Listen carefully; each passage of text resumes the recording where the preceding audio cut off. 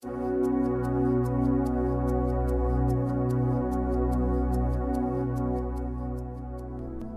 committed and willing.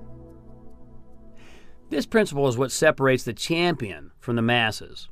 As we discussed earlier, we're all born seekers, but very few of us become students. Siddhartha Gautama exited his palace walls, left his wife and children, and committed himself to finding the solution to end all suffering. He invested the next 21 years of his life traveling far and wide, studying with many masters and teachers, practicing a multitude of difficult processes and rites of passage. He even fasted until he could literally count the vertebrae in his spine from the front side of his body. Finally, he arrived at the foot of the Bodhi tree and vowed not to leave until the answer was revealed. It was here that his breakthrough of consciousness was achieved and he became the Buddha. You may be aware that the Bible is missing 30 full years of the life of Jesus. What do you think he was doing during that time? Fishing? Hardly. He was becoming the Christ. With the discovery of the Dead Sea Scrolls, it has been surmised that Jesus most likely studied with the Essenes, a secret brotherhood well known for rigorous physical, mental, and spiritual rites of passage. Jesus was advancing his own consciousness and preparing for 30 years prior to his 3-year mission that would impact the world for eternity. When the modern guru, Bubba Freejon, first approached his teacher, he was overweight and out of work. He asked, "Can you teach me the secrets of enlightenment?" To which his teacher replied, "Go lose 20 pounds and get a job." Bubba Freejon went and did as he asked. He was willing. Upon his triumphant return, he asked his teacher the same question and received the response, "Pick up that broom and sweep the floor." This is where it all began for one of today's most revered teachers, someone who theology expert Alan Watts has called an avatar, the real thing. One of my teachers is a Quiero Indian. The Quiero populate the high country of the great Andes Mountains and are the last direct descendants of the Inca. There are only approximately 400 of the Quiero left alive. His apprentices have studied with him for 18 years and are still not full-fledged initiates into his order. I was first attracted to my studies of ancient traditions after reading many of the great works of Carlos Castaneda and his teacher Don Juan. Castaneda tells how after studying with Don Juan for several years, his teacher decided it was time to test his true commitment. Don Juan told Carlos that he must give away everything he owned, leave all of his friends, and check into a seedy hotel. He must stay there until he no longer cared if anyone came to visit him or if he even lived or died. The requirement was to stay as long as necessary, but it must be for a minimum of 3 months. This was the only way to prove that he was able to transcend his ego and move to the next level of power. Castaneda told him that he couldn't do this, to which Don Juan replied, "That's fine. It's been nice knowing you and I wish you well." And he left. You see, Castaneda was interested, but not committed. After some months without his teacher, he realized what he had lost, reconsidered, and he followed through. I recall some years ago that there was a supposed avatar from the East conducting a weekend retreat in San Francisco. An avatar is an individual who fully embodies the divine. Some say avatars are born completely enlightened. Now, I now realize there's no such thing. Everyone has to do the work. I was not certain that this person would be who the claim stated that she was, but I went as a serious student, and I was open-minded. When I first arrived, I was directed to a barracks-type room with a lot of other people and assigned to the kitchen for dish detail throughout the entire weekend. In the Eastern tradition, this was to be my gift to the teacher. At this time, I was living in the lap of luxury in La Jolla, California, thinking myself quite successful and consciously advanced. You might imagine the internal dialogue my ego was having as I received this less than auspicious welcome. My small self did not want to sleep in a dorm, and I certainly didn't want to do dishes. I wanted the Ritz-Carlton, but I decided to stick it out. When the meeting began, we were gathered in a large room with no chairs and were directed to sit on the concrete floor with hundreds of others to wait for the great teacher. Not knowing the drill, I was unprepared and didn't have my own pad and floor-sitting paraphernalia like those in the know had brought. Major bummer. 3 hours passed. No teacher arrived. My legs and back were screaming with discomfort, and I was questioning my own sanity. I was also beginning to question the others in attendance. If they're so damn spiritual, why aren't they sharing their pillows and pads with me? My funk was on a roll, and it was gaining momentum. When the teacher arrived, everyone got on their knees and bowed their foreheads to the floor. This sucked. It was almost the last straw for my whiny ego self. I was just about to exit stage left when something from my higher nature said, what if? Just what if this person is who they claim? Would it be worth the price of physical pain and discomfort? Would it be worth swallowing my pride? I spent the next 2 hours crawling on my knees, edging forward in single file, 1 inch at a time to get to the feet of the teacher. Avatar or not, this was a tremendously powerful, loving energy emanating from this being that I remember clearly to this day. It definitely affected me. But just as important, if not more so, was the impact of the humbling of self and my willingness to pay the price, even when my ego screamed. I'm glad that I did. You know, there's always a price for the prize, and you're either willing to pay it or you're not. Most people aren't. Once again, the path of power is a warrior's path, and it will never be crowded. What are you willing to invest for the unimaginable return? Are you willing to do whatever it takes? Are you willing to forsake all for the chance of a lifetime?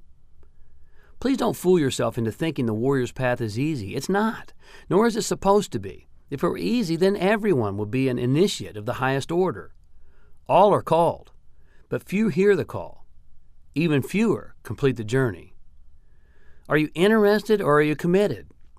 Think clearly, my friend, because I can assure you that your commitment will be tested. The incredible advancement of every great sage, teacher, and saint since time immemorial resulted from their commitment and willingness to do whatever necessary to achieve the highest stages of consciousness. Likewise, every one of them has told us that they are not an isolated case, but rather an example of perfected man. Jesus said, even the least among you can do all that I have done, and even greater things. My friends often ask, what the heck are you doing trekking around the Andes, flying off to faraway places, investing so much time and money? Don't you have a business to run? They obviously just don't get it. I understand, though. Many times in the throes of exhaustion or frustration, I've asked myself the same questions. This most frequently occurs when I'm asked to do something my wimpy ego doesn't like. But I continue on, and so must you.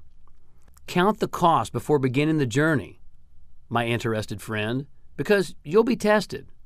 Are you truly committed? Are you willing to pay the price for the prize beyond measure? If you are truly committed, you'll find that the horizons, the experiences, and the power are ineffable. Hang on, fasten your seatbelt. You're in for an amazing ride.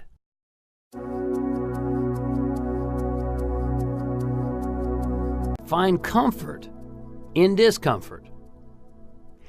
Everything in our world, from plants to people, is in a state of transition. There is no standing still. You're either growing or dying. A plant is either blossoming, blooming, unfolding, or it's fading, withering, and dying away. Nothing remains the same. And what is true of nature is true of you.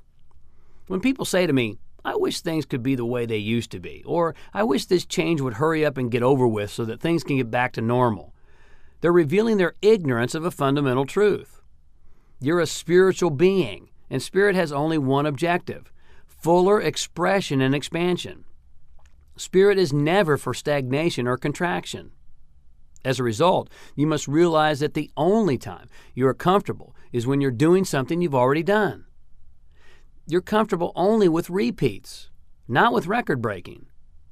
Repeats are indicators of death. Your higher self wants you to grow. We've already discussed the great tradition's recognition that advances in consciousness almost always follow a fall or an ego death transcendence. You can take personal inventory of your growth in direct proportion to your falls. Ego falls and transcendent possibilities come in all shapes and sizes. Almost without exception, situations like divorce, death of a loved one, illness, losing a job, bankruptcy, or business crises all make you a kinder, humbler, more loving person, don't they?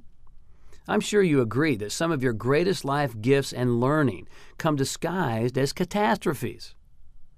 I wrote an article some time ago entitled, "Relationships Are the Zen of the Western World."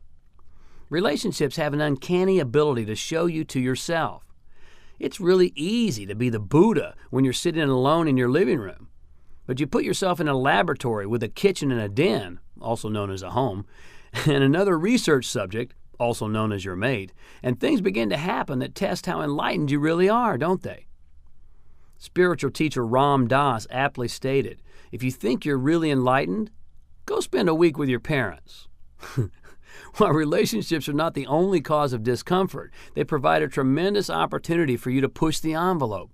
Relationships of all shapes and sizes create a friction, a discomfort that allows you the opportunity to see yourself in all your glory, or lack thereof, if you're open and willing.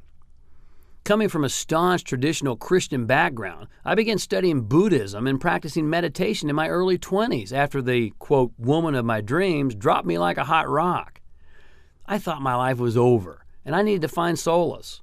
What I found was a study and practice that has served me every day since that so-called fall. You see, the spiritual student views life from a higher perspective, thereby developing the powerful skill of seeing every situation and circumstance as a gift, even if it's disguised. Every difficulty creates an opportunity to grow and expand, even if you must do so with your ego kicking and screaming. A totally predictable, controlled, and comfortable life would bore you out of your mind. Learn to value excitement and adventure. Predictability is the food of wimps, not warriors. Predictability is death, and the life of power has no stomach for it. I recommend that you suck it up and go passionately in pursuit of your own discomfort. The only way to live is to grow. You can't find change, so you might as well embrace it and charge forward.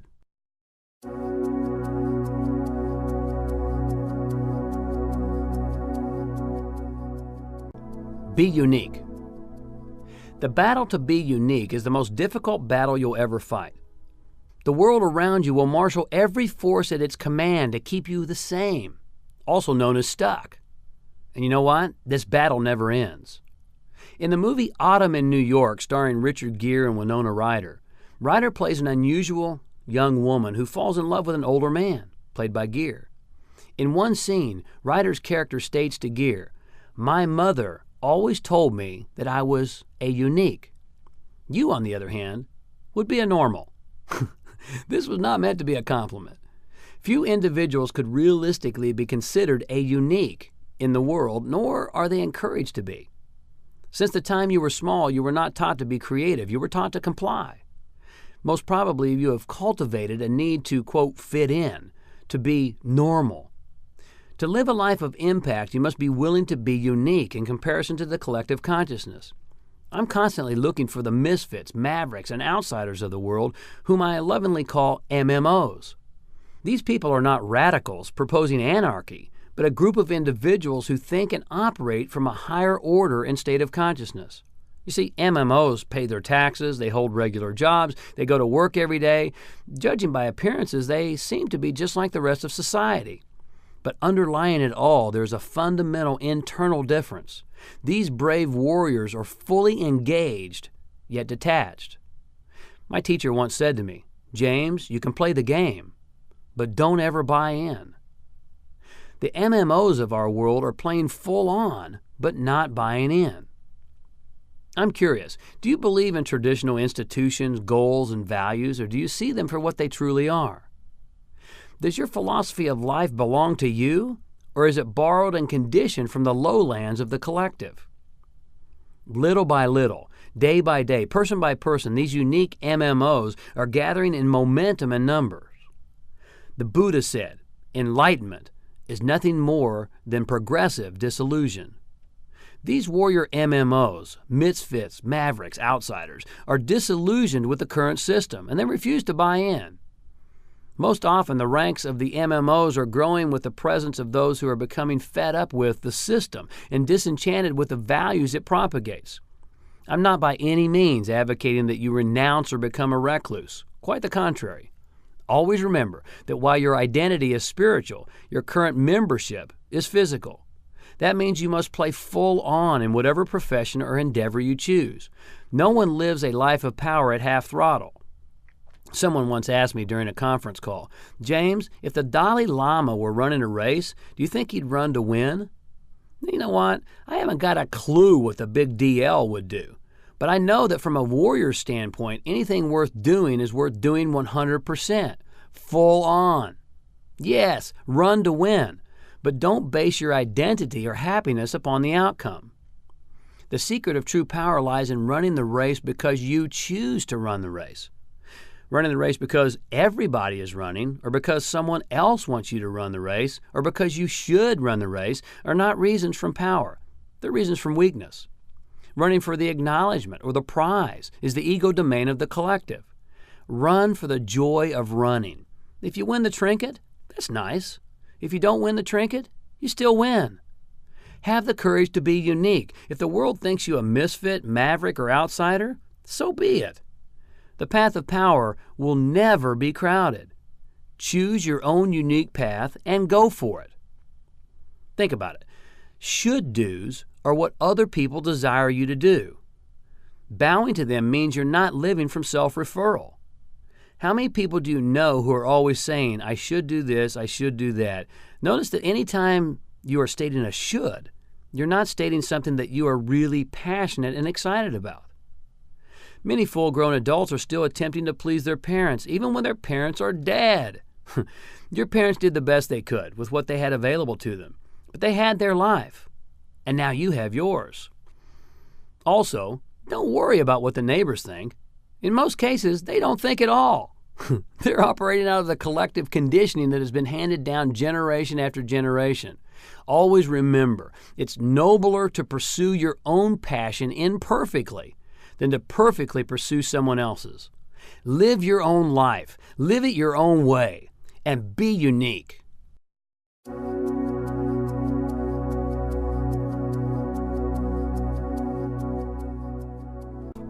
Hold yourself to a higher standard. People of true impact always give more and do more than expected. The wet paper baggers always attempt to cut corners or at best do just enough to get by. There is no way to get ahead in life or live a life of power if you cut corners or just do enough. If anything is worth doing, it's worth doing 100%, giving your entire mind, body, and spirit to the effort. Anything worth doing is worth doing big. The more you give, the more you'll receive. How many times have you observed individuals putting out a little, expecting to get a lot in return? You know it doesn't work that way. Don't fall into this lazy and weak ego trap. All great initiates have told you to hold yourself to a higher standard in one way or another. One great teacher stated, when someone asks you for a shirt, give him your coat as well. When asked to carry something for a mile, carry it for 2. What do you think was really being said here? Is it only to be taken literally? I don't think so. This is a metaphor for the life of power and for a characteristic of greatness. This is a message to give more than expected.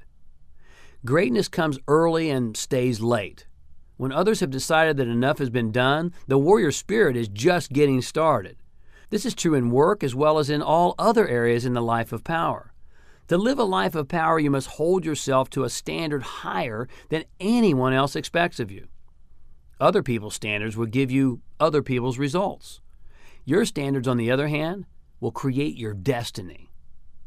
We've discussed the price that must be paid for any prize.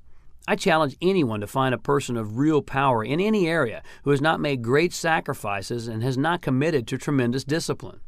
If you ever hope to reach your full greatness, you've got to be committed.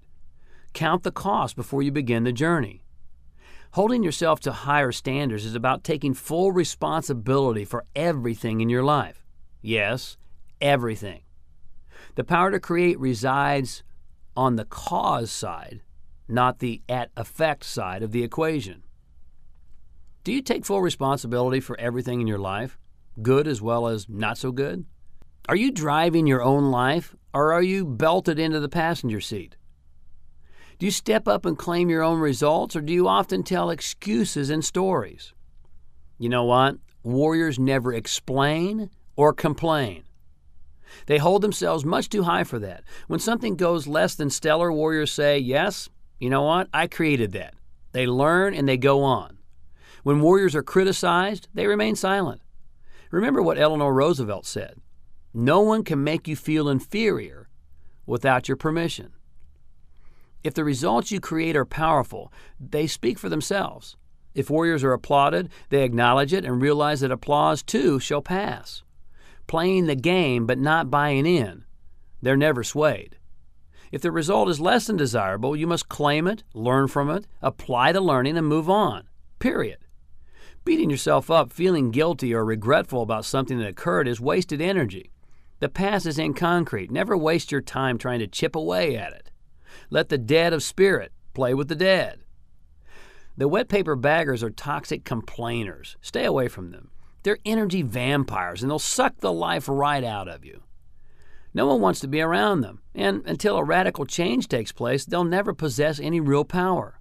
Nothing is ever right. Nothing is ever good enough. Nothing's ever complete. Nothing's ever perfect. The person on the path recognizes everything is perfect. All is possibility and challenge, an opportunity to learn, expand, and grow. Perfection is a state of mind. Hold yourself to a higher standard. If you're constantly holding perfection as a set of rules, regulations, situations, and outcomes external to you, you'll look in the mirror in the morning and the energy vampire in your life will be looking back at you. Go ahead, brush your fangs.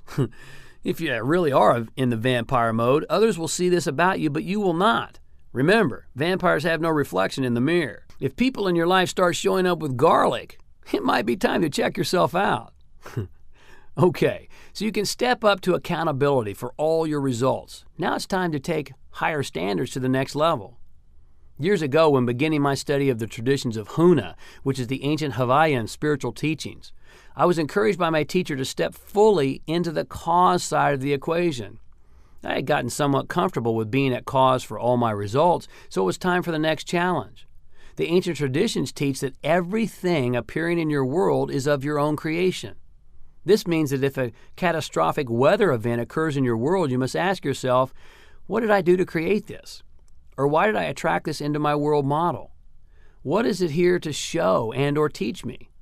Now, whether you can intellectually get your mind around this concept or not is irrelevant. But if you act as if you do, you'll receive tremendous insights and power. While this is often uncomfortable to the whiny ego, it has proven powerful beyond measure for me. I still ask myself the questions my teacher taught me. What in my life benefits from this event? When an earthquake occurs in California, you must ask, how did I create this? What in my life needs shaking up? What is this telling me? What's the omen here? For instance, in 1 year of my life, 3 people in my circle of family and friends died or were diagnosed with a serious illness. By my training, I was called to ask myself, what in me needs to die? What in me is unhealthy? Whether you believe you're actually the cause of all that happens around you or not doesn't really matter. The power is in getting the learning out of every single event. See meaning and messages in everything that happens. Anytime you think the problem in your life is out there, that very thought is the problem. You're giving your power away. If your problem is the result of other people, the economy, situations, your workload, or anything outside yourself, you're totally powerless. So if you think someone else is the problem in your life, should you send them through my Journey of Power curriculum? Do you think you will get better when they do something to change? Should you give them this program to listen to, and would your life change as a result? Surely you realize that this thinking is way ludicrous and will guarantee that you live the life of victim versus victor. Think clearly. Hold yourself to the highest standard. Step up to full cause at all levels. This means when an earthquake or a murder happens in your world, ask yourself, why and how did I create this? What about me needs shaking up? Or possibly, what about me needs to die? So are you really ready to walk the path of power? Make the commitment to hold yourself to the highest standards you could ever imagine possible? Refuse to settle for less. Refuse to wallow with the mediocre masses. Always give more than expected, and you'll accomplish more than you ever imagined, and you will fully own everything you create.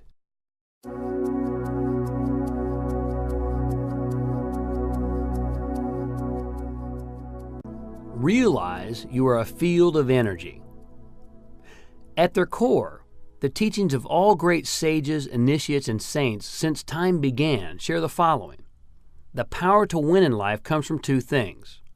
Number one, you must constantly study, understand, and immerse yourself in that which brings you power. And number two, you must avoid at all costs everything that weakens you. For a life of true and lasting power, it's critical to understand that everything counts. Even when you think your action may just be a minor infraction, it counts. Everything counts. The warrior has the ability to impeccably stalk all of his or her weaknesses in all areas. I trust it's self-evident that thus far we've been discussing the principles you must constantly study and immerse yourself in and understand. These principles and all that follows will bring you tremendous power when and if you move them from intellectual understandings into physical, spiritual practices. Just as important, you must avoid energies that weaken you physically, emotionally, mentally, and spiritually. The impeccable warrior realizes that everything counts and will not be satisfied until all lower-level energies are eradicated. Low-energy food and drinks that rob you of vitality must go. Energy vampires, negative relationships, destructive environments must change. Thoughts of limitation, self-deprecation, and lack must be removed. As you are surely now fully aware, the path of power is a warrior's path. And as we've discussed, it will never be crowded. Most often, it will also be difficult. Truly, everything in your life is either an energy expense or an energy income. Therefore, if you constantly allow your thoughts, habits, and actions to take energy from your reserves, you'll never have the opportunity to escalate your power.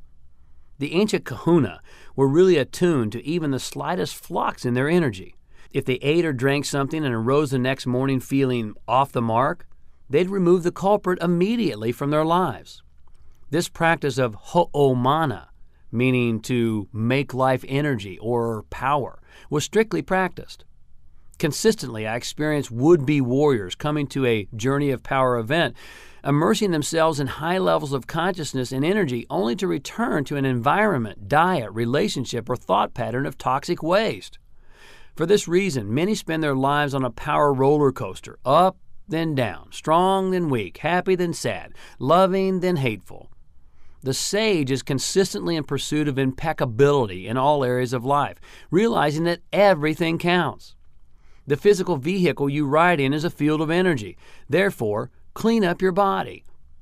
Imagine investing in $1 million racehorse, starving it one day, then feeding it junk food like candy bars and potato chips, exercising it inconsistently, then expecting it to win the Kentucky Derby.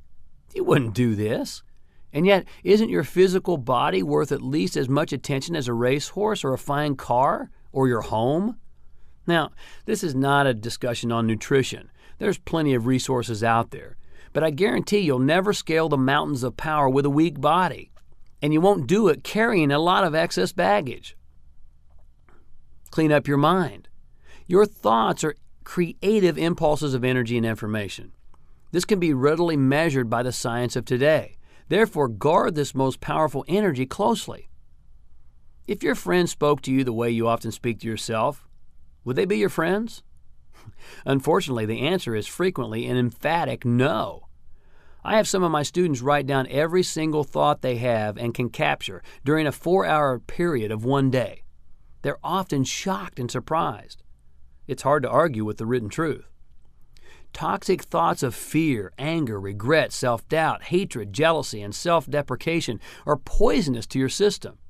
You know this is true, and you also know that to be a warrior, you must avoid that which weakens your mind. So clean it up. Clean up the energy field of your environment. Messy and chaotic environments are the product of a lazy ego waiting for mommy to pick up everything. Remove visual noise and toxic waste from your home, office, and surroundings. Clean out those old clothes that you'll never wear again. What are you attached to? Let them go. They're crowding your space. Remember, you are not your things. Can you sit for an hour in total silence in your home? Could you do it for a whole day? Most environments are full of noise and distraction.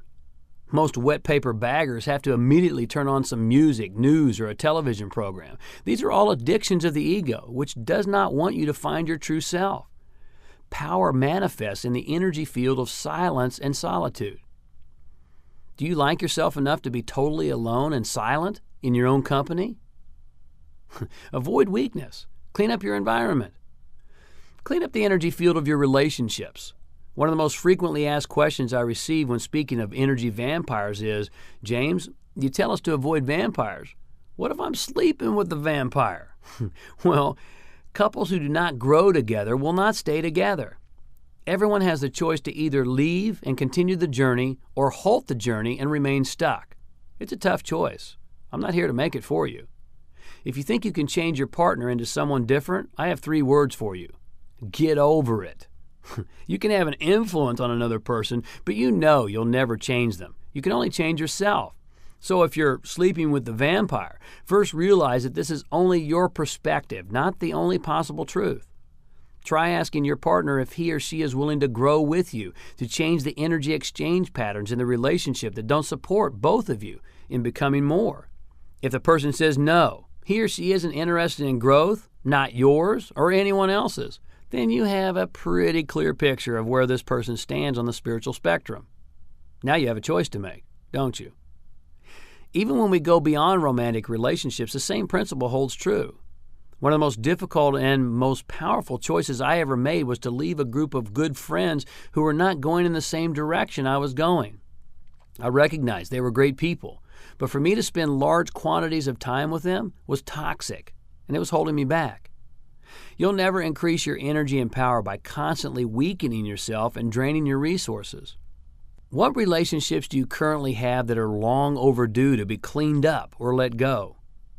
As you expand and grow, you absolutely must change your inner circle of friends and confidants.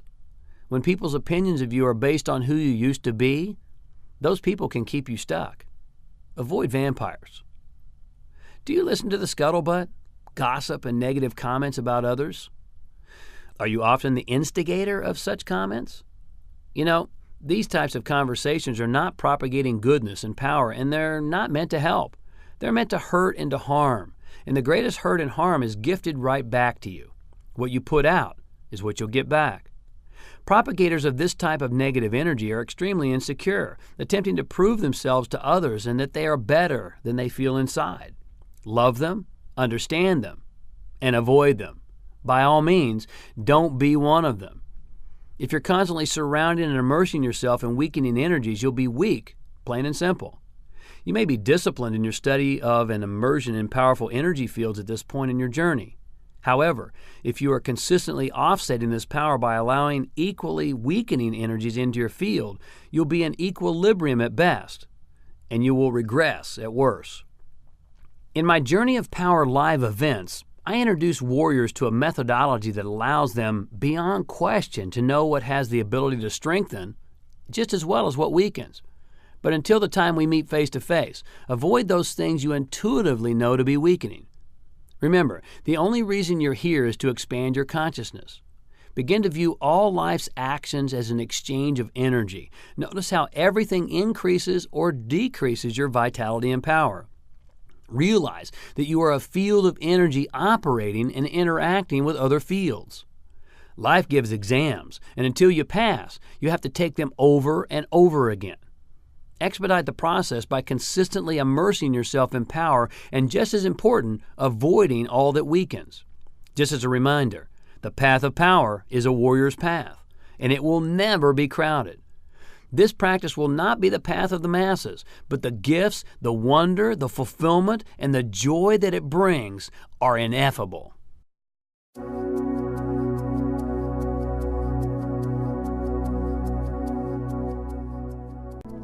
Use your body as a tool of power.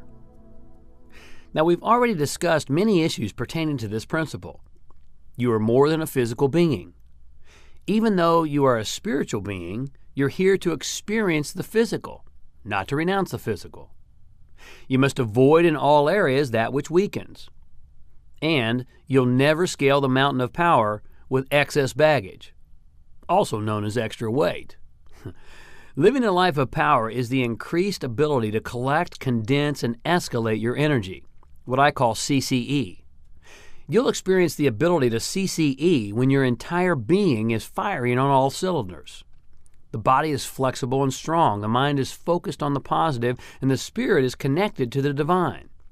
The warrior is the person who possesses true power. As we discussed previously, this is not some foo-foo, wishy-washy, step into the light and rub my crystal type of approach, but the ability to do things that most mere mortals would call miracles. All great sages, initiates, and teachers have told us that anything they did, we can do. With this in mind, consider if the enlightened Christ was overweight and weak. No way. Jesus is believed by many to have been a student of the Essene tradition, as well as others. This great brotherhood is well documented to have been stringent in their physical labor as part of its tradition.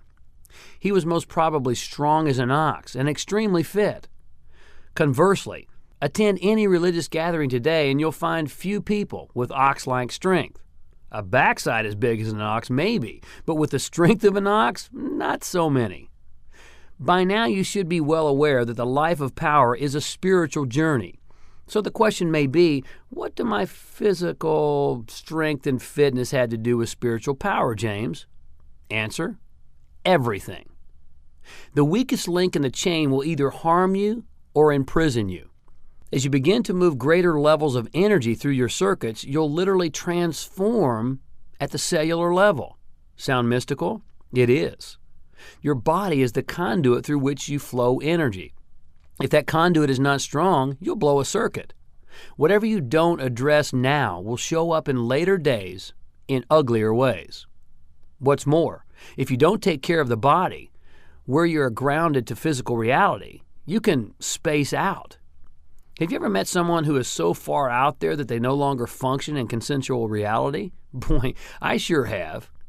Being unique is commendable, but if you cannot channel your power into something productive and actually create results in the consensual world, you're not fulfilling your purpose. I've found diet to be a real key in keeping myself grounded. Vegetarianism did not benefit me when I was doing tremendous energy work. I was a pure vegetarian for 5 years, and when I started visiting the realms of higher consciousness, my insulin level went wild. Unless you want to live your life in space, you're going to need some good solid proteins to help keep you grounded. Be disciplined enough to eat to live and not live to eat. Eating junk food and allowing yourself to be overweight are the products of a lazy ego lacking discipline. Take charge, warrior. Eat for your energy and power. You must also discern the difference between health and fitness. We live in a world fixated on fitness, but focused very little on health, concentrated on the cosmetics of appearance instead of on the core vitality of a person. Despite its intentions to the contrary, the medical community in many ways fosters illness by making disease its focus of study.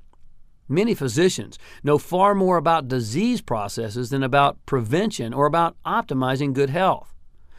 Doesn't it make more sense to study the cause of what you want, health, instead of the cause of what you don't want, disease?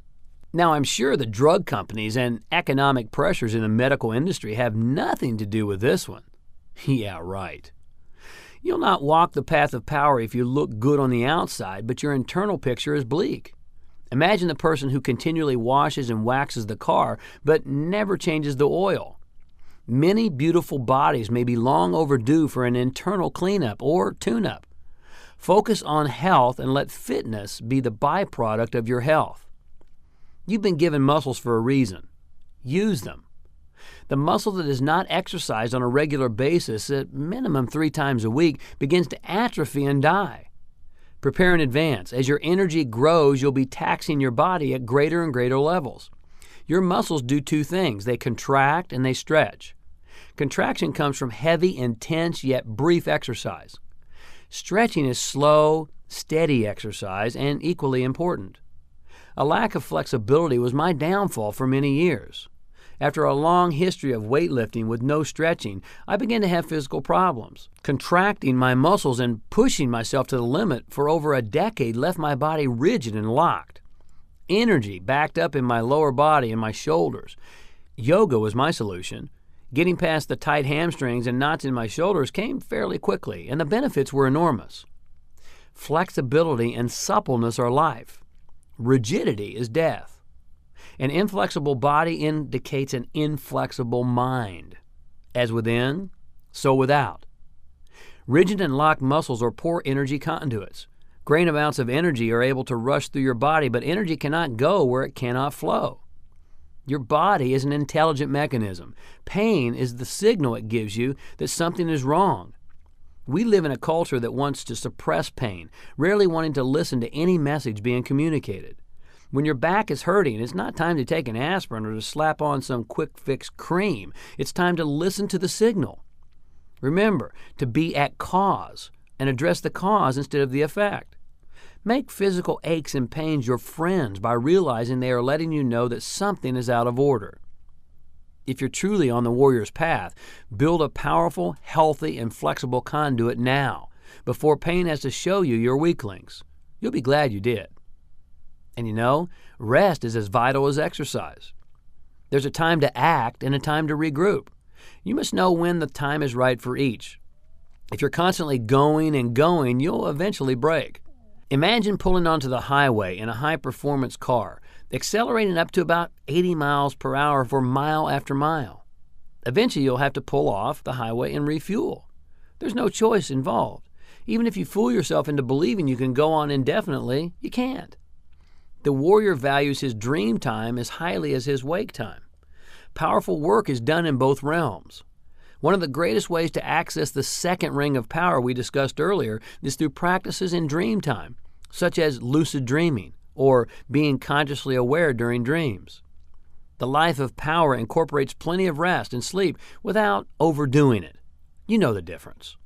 And never use sleep as an escape mechanism. Your sly and wily ego produces this strategy when it's afraid to face challenges and opportunities for growth. Situations that are not faced show up physically and psychologically at a later date, often at an inconvenient time. Remember, life gives exams. If you don't pass them, you must take them over and over until you do. Rest, relax, but never allow yourself to get soft. The life of power incorporates a healthy diet, exercise for muscle strength and tone, flexibility, rest, and relaxation. The complete and total preparation physically, mentally, and spiritually to escalate energy.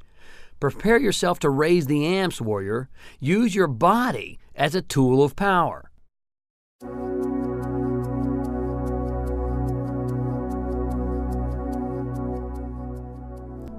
Just be. Have you ever thought about the fact that you are called a human being? Why not a human doing? There's a reason. The ego is a doing entity, and as you know, it's rare that anyone in our society can even answer a question regarding who they are without utilizing something that they do as an answer. We've discussed this earlier.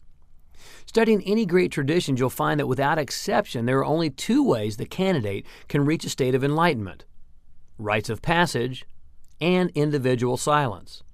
Now, we could discuss the necessity of rites of passage for some time and maybe never reach a definitive answer.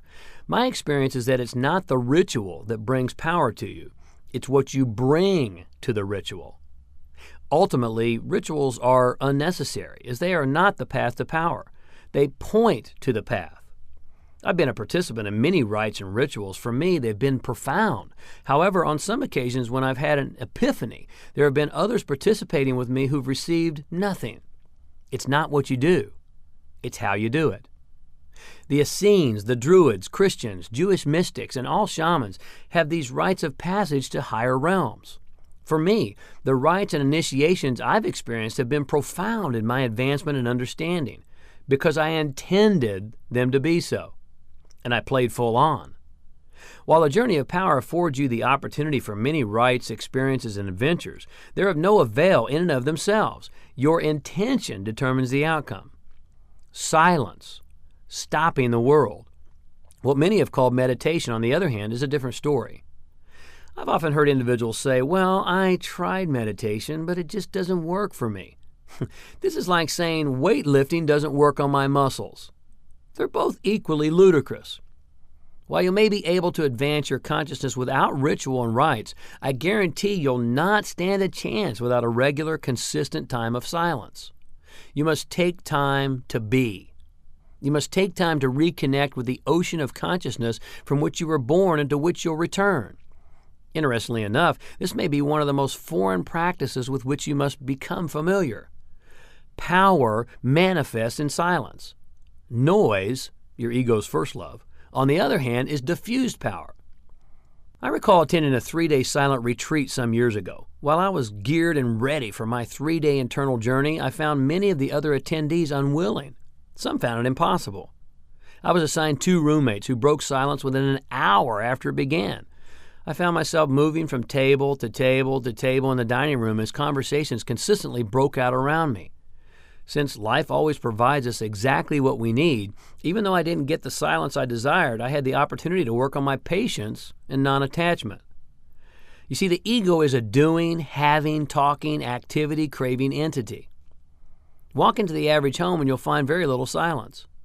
It would aggravate the average individual to no end to sit in silence with eyes closed for 10 minutes, much less an hour. But the initiate must do what others won't. Our society as a whole doesn't support a regular practice of stopping the internal dialogue, nor does traditional Western religion. Most of our silent time is spent talking to God. Talk, talk, talk. God, give me this. God, give me that. God, get me the hell out of this mess I've created for myself. If you do, I promise I'll be better in the future. This stems from the childish view that God is some big daddy in the sky who's going to bless us and save us if we're good enough. This tradition of begging, pleading, and abiding by the rules was invented solely by the limited human mind in an attempt to define what it did not understand. When you stop talking and start listening, your energy begins to increase. You step into the realms of spirit and higher consciousness and truly experience real power for the first time. I promise, when you begin the practice of stopping the world and stepping into the second ring of power, the ego will fight you every step of the way. It'll make your nose itch. It'll make you physically uncomfortable. It'll tell you that you need to get going. It'll remind you of all the activities you need to complete today. It'll tell you how stupid you are to be sitting here doing nothing when you have so much to do. You see, you must have the courage and discipline to experience these distractions and persevere anyway. As you develop the ability to quiet your mind, you also discipline your ego. You take back your power and put your higher self in the driver's seat, usurping the small ego self. As we previously discussed, this is exactly what the ego fears the most, for this is the death of its power and its hold over you.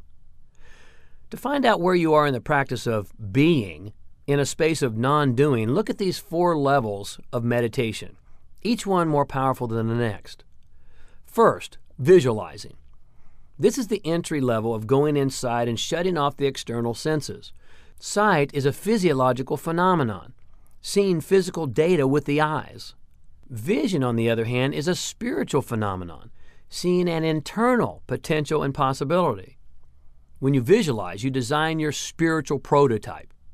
When you imprint it powerfully on the screen of your mind, you literally broadcast energetic vibrations that set in motion an attractive power to manifest what you choose to create in your life. It's not the purpose of this discussion to dive deeply into manifestation technologies. I've discussed this topic in previous books and learning systems. Much of what we have been conditioned to believe is prayer is nothing more than noise on your knees. True prayer is imprinting your intention clearly into your unconscious mind and projecting that into higher conscious mind. While visualizing is powerful for manifesting on the physical plane, it's still a form of doing. There are greater levels still of truly being. Here's the second one, listening. Your intuition is your higher self speaking to you, and it's never wrong. The ability to tap into your higher conscious self will take practice and discipline, but the reward is well worth the investment.